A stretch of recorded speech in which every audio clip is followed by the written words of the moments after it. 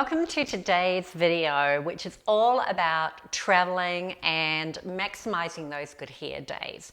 Would you all agree, ladies, that when it comes to life in general, if we're having a good hair day, we're having a good day?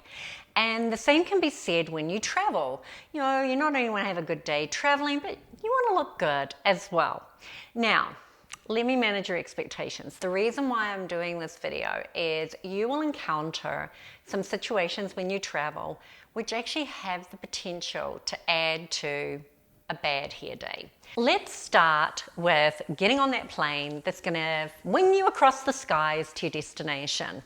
Right there we have some things that are going to potentially wreak havoc with your hair.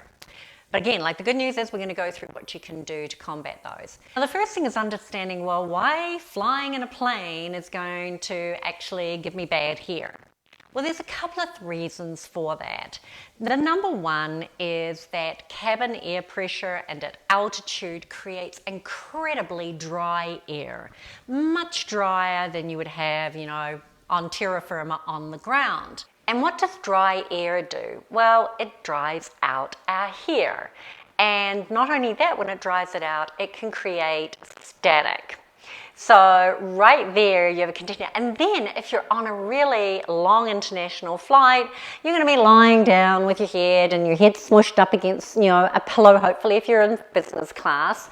Or maybe, you leaned up against your headrest. So you're smushing your hair flat, you've got dry air, which is drying out your hair, and you've got static.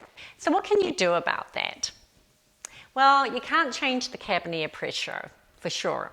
But what you can do is be prepared for that to happen.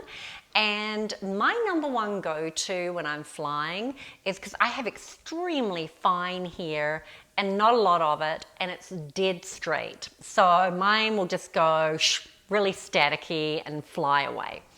So when I get to an end of a 12 or 13, 14 hour flight, I want to get off feeling halfway human.